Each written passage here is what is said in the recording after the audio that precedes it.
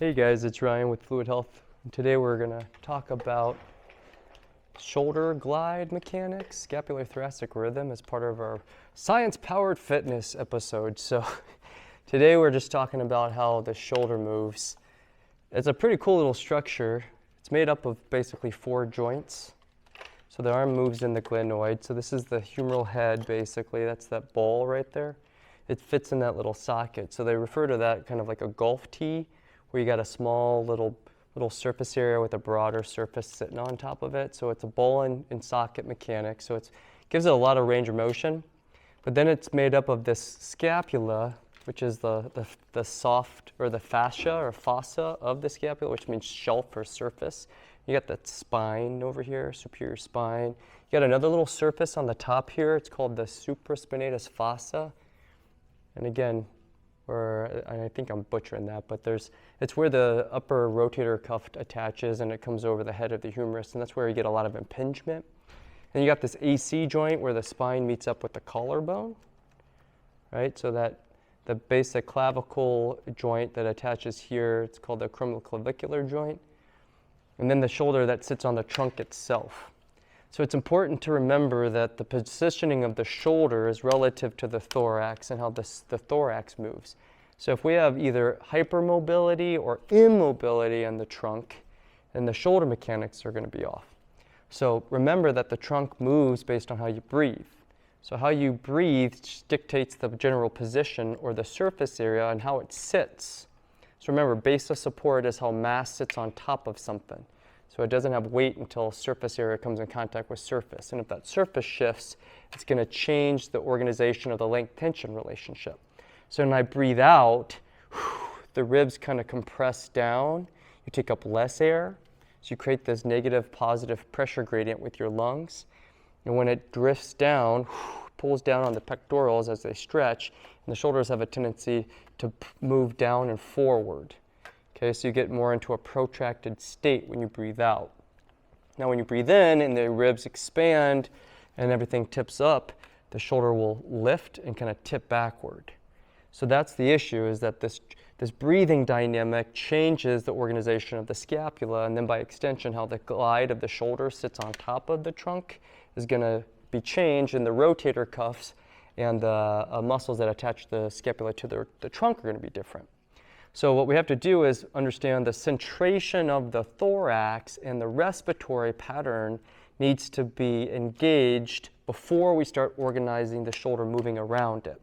And when we do that, we can properly position the glide of the shoulder so that it's in the right orientation for the trunk. So remember, when you crunch down and breathe in, your ribs expand, and as long as you're holding the ab tone, you're going to get posterior expansion on the trunk, and that makes it bellow, and the shoulder will actually tip forward into more of an adducted position. So that's going to give you some leverage to retract the shoulder back. Now what that does is it's going to allow you to pull the shoulder down and in and tip basically into an upward rotated position. So the superior aspect compared to the inferior aspect of this medial border of the scapula should be biased towards the superior aspect being more medial or closer to the T processes. So that slope there from the A to the P, or the top to the bottom, is about 6 degrees. And so that's referred to as its resting upward glided position. Now again, as you lift your arm up, that's going to pivot on that superior aspect about 60 degrees.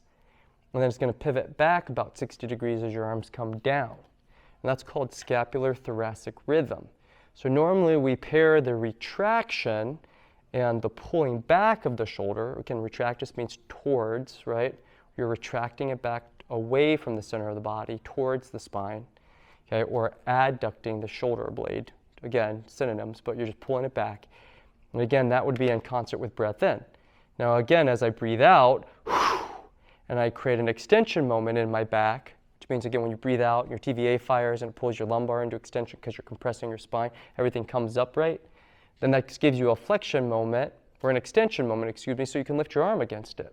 So remember, in the body, there's always leverage, so force, counterforce. And so literally, you're using your respiratory pattern to organize the trunk position to create the right leverage for the shoulder mechanics to go into, again, a protracted, which means forward, upward glide position and inferior glide position as the arm comes overhead. So the problem is a lot of times our serratus is out of balance because the trunk is not properly working. Your respiratory patterns, including your serratus, are impacted by that. Again, the parascapular stabilizers become impaired because of the length tension imbalance from the breathing issues. And then the rotators have to make up for it to try to keep it stable when there's not enough stability on the shoulder blade. And that can create altered arthrokinematic action or ball and socket issues. Okay? And that's where people rotator cuff get kind of shredded up as the body's literally trying to use these little intrinsics to make up for the instability of the scap glide because we're not properly supporting the shoulder on the trunk.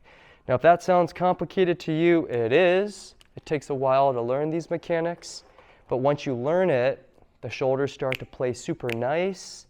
And there's lots of people who are chronically dealing with shoulder instability and, again, chronic inflammation. Simple thing, guys, you got to know the biomechanics, arthrokinematics, osteokinematics, kinetics and kinematics, where and when. So temporal spatial biomechanics and what muscles are firing at what time sequence. You know this stuff, you can position the joint structure in a healthy, safe position, and then we can load it and get it stronger. A lot of times you guys are overreaching and you're showing or demonstrating efficient biomechanics before you load it, and that's where you get into trouble. So got to get our hands around it. Questions on any of this stuff, please reach out to us, admin@fluidhealthandfitness.com. Remember, your body is designed to move, and there is a specific pattern to it, so learn it and stay in motion. And we'll talk to you next time for another episode.